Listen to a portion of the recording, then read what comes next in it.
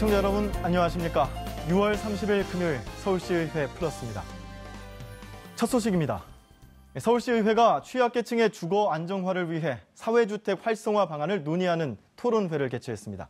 3년 차에 접어든 사회주택 제도를 짚어보며 앞으로 어떤 점을 개선해야 하는지에 대해 관계자와 전문가들의 다양한 의견이 오고 갔습니다.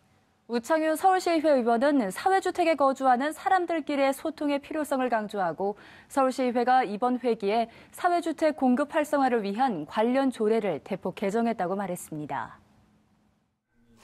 빈집이나 노후주택을 리모델링해 시세보다 저렴하게 공급하는 사회주택. 2015년부터 서울시가 시행해오고 있는 정책으로 취약계층에게 안정적인 주거를 공급한다는 장점이 있어 수요가 늘고 있는 상황입니다. 이러한 흐름에 발맞춰 서울시의회는 관련 정책을 안정적으로 정착시키고 제도를 확산시키기 위해 토론회를 개최했습니다. 먼저 사회주택을 확산시키기 위해선 공급자에 대한 혜택을 지금보다 확대해야 한다는 주장이 나왔습니다. 사회주택은 사회경제조직이 직접 소유하면서 운영할 수 있어야 돼요. 그걸 하려면 기본적으로 자산화 전략이라는 게 있어야 됩니다. 그리고 그 자산화 전략은 공공이 짜서 지원을 해줄 때 가장 아마 빠르게 자산화시키고. 전문가는 공급자의 편의보다는 실제 사회주택을 이용하는 수요자의 요구를 들어줄 필요가 있다며 앞으로 사회주택이 나아가야 할 방안에 대해 조언했습니다. 거기 들어가는 붙방식 가구 하지 말아주세요. 왜? 요즘 DIY 가구, 자기가 개성껏 할 수 있는 것들 얼마나 많은데 그 쓰다가 필요한 거 가져가면 돼요. 콘센트 위치, 지금 위치 말고 침대 옆에 꽂을 수 있는 걸 해주세요. 아주 이렇게 구체적인 거를. 이에 서울시의회는 이번 회기에 사회주택 공급 활성화를 위한 관련 조례를 대폭 개정했다고 밝혔습니다. 서울시의회가 이번 정례회에서 사회주택과 관련한 조례 개정안을 6개를 이렇게 우리 도시계획위원회에서 가결되었습니다. 또 우리 공동체 주택 활성화 지원에 관한 조례는 계속 앞에서 말씀해 주셨고. 또한 그동안 사회주택이 공급량에만 치중해온 점을 두고 사회주택에 거주하는 사람들끼리 서로 소통하는 기회가 필요하다는 말도 이어졌습니다. TBS 류밀희입니다. 우리나라는 세계적으로 경제 발전 순위가 높지만 행복 순위는 그다지 높지 않은데요. 서울시의회가 시민들의 행복 지수를 높이겠다고 나섰습니다. 바로 시민 행복 조례를 제정하는 것인데요. 조례 제정에 앞서 전문가와 시민들이 모여 공감대를 형성하는 자리가 마련됐습니다. 김창수 서울시의회 행정자치위원회 위원장은 이번 토론회를 통해 서울 시민들의 삶의 질 향상과 행복한 삶을 위한 정책들이 다양하게 제안되길 바란다고 말했습니다. 우리나라 명목 GDP는 OECD 국가 중 11위. 하지만 시민들의 행복 순위는 55위에 그칩니다. 그럼에도 행복의 개념 자체가 추상적이고 주관적이라 시민들의 행복 증진을 위한 본격적인 정책 마련은 미온적이었던 것이 현실입니다. 이에 서울시의회는 행복의 개념을 구체화하고 시민들의 행복을 법으로 보장하겠다고 나섰습니다. 시의회는 조례 제정에 앞서 행복 조례에 대해 전문가와 시민들이 의견을 나누는 자리를 마련했습니다. 본 토론을 통해 서울 시민들의 삶의 질 향상과 행복한 삶의 영위를 위한 여건과 조건들을 마련하기 위한 정책들이 풍성하게 제안될 수 있는. 우선 행복 조례의 필요성에 대한 공감대가 형성됐습니다. 경제적 부분뿐만 아니라 여러 가지 기준을 세워 행복을 측정할 수 있는 지표를 만들고 이를 바탕으로 시민들의 행복을 위한 정책을 하나씩 만들어가자는 겁니다. 행복이라는 것들을 이제 공공 부분에 좀 더 관심을 기울이고 측정도 하고 그것들에 영향을 미친 요소들도 분석을 해내서 정책적으로 개입해야 된다.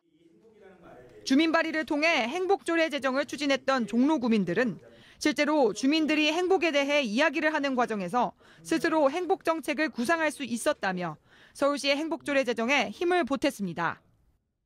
그동안은 행복은 행정에서 만들어서 마치 주민들에게, 시민들에게 주는 것으로 생각했습니다. 그런데 종로 주민들은 행복담론을 만들고 일상에 실천할 지역 행복 주체로서 행복 드림 입금 1을 구성했습니다. 서윤기 의원은 이날 토론회에서 나온 의견을 수렴해 오는 8월 열릴 제275회 임시회에서 서울시민 행복조례를 발의할 예정입니다. TBS 문숙희입니다. 한양도성의 서쪽문, 옛 돈의문이 있던 자리에서 대규모 마을 리모델링 공사가 한창인데요. 서울시의회 도시계획관리위원회 의원들이 현장 상황을 점검하고 공사 방법 등에 대한 질문도 쏟아냈습니다.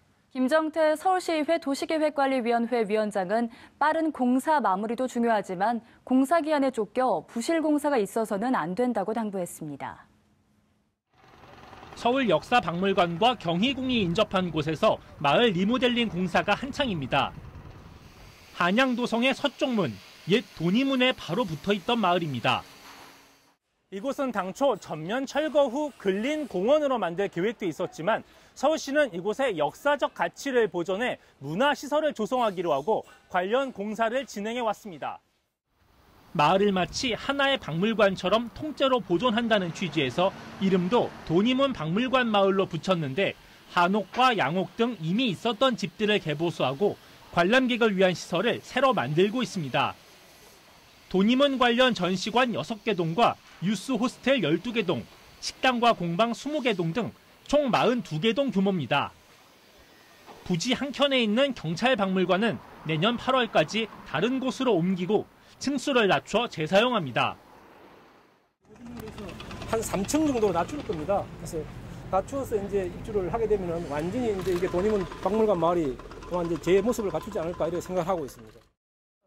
28일 현장을 방문한 서울시의회 도시계획관리위원회 의원들은 개별 건물들의 공사 방법을 확인하면서 점검 활동을 벌였습니다.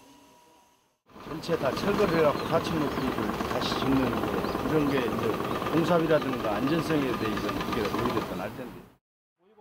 유찬정 의원은 역사 보존지구의 취지에 맞게 서울시 교육청 건물도 다른 곳으로 옮기되 기존 건물을 그대로 옮기는 방안을 검토하자는 제안도 꺼냈습니다.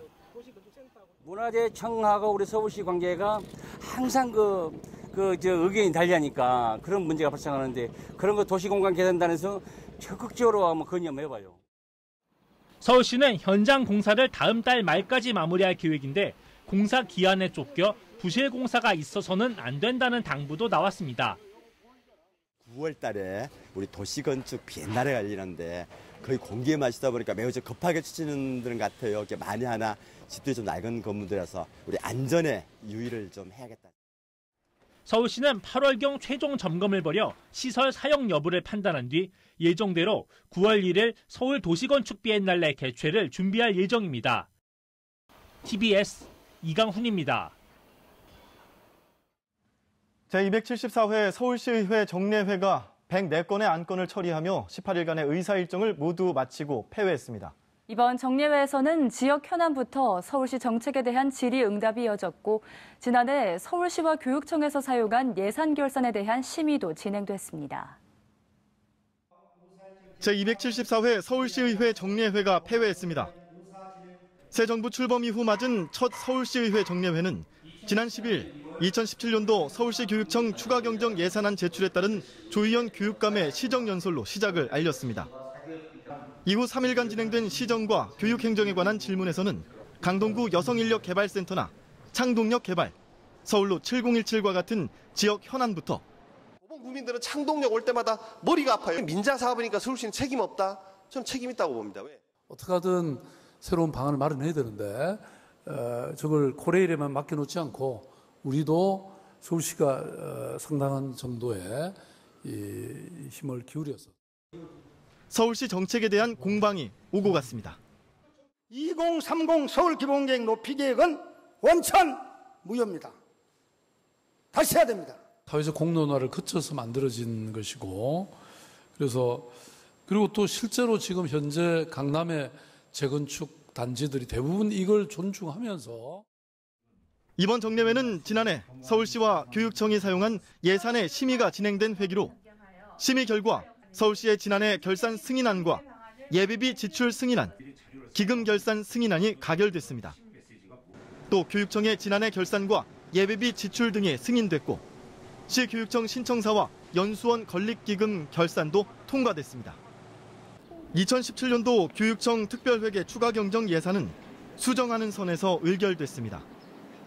특히 예산 심의 과정에서 시의회 예산결산특별위원회는 서울시 9,184억 원, 교육청 1,797억 원의 불용액, 즉 사용하지 않은 예산이 발생했다며 집행부에 예산 집행의 효율성을 높여달라고 요구했습니다. 제274회 서울시의회 정례회는 104건의 안건을 처리하며 18일간의 의사 일정을 모두 마치고 폐회했습니다. 다음 회기인 제275회 임시회는 8월 25일부터 13일간의 일정으로 진행될 예정입니다. TBS 박철미입니다.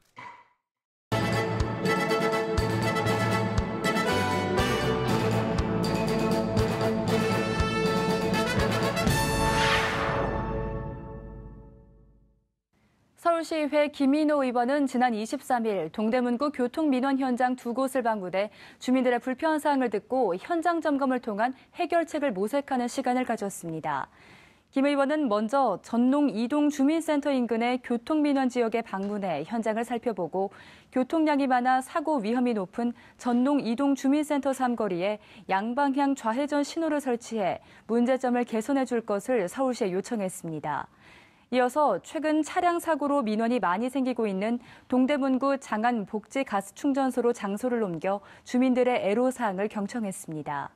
김인호 의원은 가스 충전소 출입구 주변은 택시를 비롯한 차량의 유입이 많고 어린이들이 통학하는 구간인 만큼 안전 확보 방안은 꼭 필요하다고 강조하며 담당 공무원에게 횡단보도 추가 설치 등 사고 방지 대책 마련을 요구했습니다. 서울시의회 이병혜 의원이 어제 TBS FM 서울 속으로에 출연해 청취자들과 만나는 시간을 가졌습니다. 시의회 보건복지위원회 소속인 이 의원은 서울 속으로의 목요일 코너 목요데이트에서 의정 활동을 전했습니다. 특히 이 의원은 이 자리에서 고령화와 고독사 증가 등으로 확산되고 있는 웰다잉 문화를 언급하며 시민의 관심을 끌었습니다. 또 장애인 일자리 확대를 위해 조례안을 발의한 배경과 무더위 쉼터의 필요성을 전했습니다. TBS FM 서울 속으로는 평일 오전 11시부터 12시까지 진행되며 목요데이트에서는 서울시의회 초선 의원들을 초대해 시의회와 시민들이 한 걸음 더 가까워지는 자리를 마련하고 있습니다. 다음 주에는 우창윤 의원이 출연할 예정입니다. 서울시의회 김선갑 운영위원장은 중년층의 경험과 지혜를 우리 사회 새로운 활력으로 만들기 위한 고민들을 책으로 묶어 어제 서울시청 8층 다목적 홀에서 출판 기념회를 열었습니다. 50플러스 세대 인생 제2막을 사는 법이란 제목으로 발간한 김 위원장의 저서는 50플러스 세대를 위한 새로운 이정표를 제시했습니다. 김 위원장은 핀란드나 영국, 미국, 일본의 장년층 지원 사례를 들어 장년층 지원에 대한 체계가 필요함을 피력하며 대한민국의 장년층은 그 이전 세대들이 경험하지 못했던 새로운 도전, 노년의 삶을 개척해야 한다고 서술했습니다. 김선갑 위원장은 이 책이 구체적이고 실천적인 정답이 될 수는 없지만 적어도 답을 찾아가는 과정에 안내서로 활용될 수 있을 것이라는 기대를 갖고 있다고 말했습니다.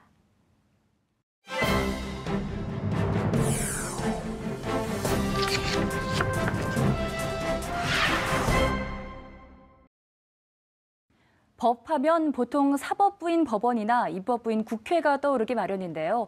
지방의회에서도 지역의 법률을 만들고 있는데 바로 조례를 제정하는 일입니다. 이 조례라는 말 바로 와닿지 않는 분들도 계실 텐데요. 이 조례 어떻게 설명할 수 있을까요? 네, 지역의 여러 일을 처리하기 위해 지방자치단체가 지방의회의 의결을 거쳐 만드는 법을 조례라고 합니다. 특정한 지역의 실정에 맞게 정한 것이기 때문에 그 지역 주민에게만 적용되는 법인데요. 상위 법률이나 명령 등과 서로 충돌하면 안 되겠습니다. 네, 조례는 지방자치단체의 장 또는 지방의회 의원 10명 이상의 의회에 제안되는데 제안된 조례안은 재적의원 과반수가 출석한 상태에서 출석의원 과반수가 의결해야 합니다. 다음 화면을 보시죠. 서울시의회 제274회 정례회에 제안된 서울특별시, 서울시, 서울의료원 설립 및 운영에 관한 조례 일부 개정 조례안이 발의된 상태입니다. 발의자를 보면요. 네, 명단들이 나와 있는데요. 보시다시피 서울특별시에 관련된 내용으로 서울시 의원 13명이 제안한 것을 확인할 수 있습니다. 네, 한마디로 조례는 지역의 실정에 맞게 만든 지방법이라고 볼 수 있겠네요. 그런데 설명 중에 이 조례가 상위 법률에 상충되면 안 된다고 하셨는데 조례 상위 법률엔 어떤 게 있을까요? 네, 국민을 위해 만들어진 법은 그 종류도 여러 가지입니다. 가장 윗단계에 있는 법이 무엇일까요? 바로 헌법인데요. 이 모든 법은 똑같은 힘을 가지고 있지 않습니다. 이렇게 보시다시피 가장 높은 헌법, 그 밑에 법률, 명령, 조례, 규칙 순으로 지위를 매길 수가 있습니다.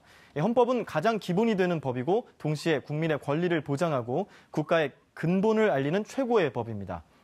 국회의원이나 대통령의 발의로 제안되는데요. 국민 투표를 통해 국민의 동의를 얻어야 헌법을 고칠 수가 있습니다. 법률은 국회에서 만드는데 민법, 형법, 상법 등 여러 법의 종류가 있습니다. 또 명령은 대통령, 국무총리, 장관들이 국회의 의결을 거치지 않고 만드는 법인데요. 만든 사람에 따라 대통령령, 총리령 등으로 부릅니다. 마지막으로 조례와 규칙인데요. 조례는 지방의회에서, 규칙은 지방자치단체의 장이 만듭니다. 이렇게 법에는 지위가 있기 때문에 헌법을 제외한 나머지 법들은 모두 헌법에 어긋나면 법률적인 힘을 잃게 됩니다. 그래서 헌법이나 법률은 지역에 상관없이 우리나라 국민 모두에게 적용되는 것이지만 조례나 규칙은 특정한 지역의 실정에 맞게 정한 것이기 때문에 그 지역 주민에게만 적용된다는 것이 다른 점입니다. 네, 좋은 조례는 더욱 살기 좋은 지역을 만들 수 있는 기틀을 마련하기 때문에 조례 제정은 지방의회의 가장 중요한 역할이라 할 수가 있습니다. 앞으로도 시민 생활에 보탬이 되는 좋은 조례들이 많이 발의되길 기대해 봅니다. 이 시간 지방의회 조례에 대해 알아봤습니다.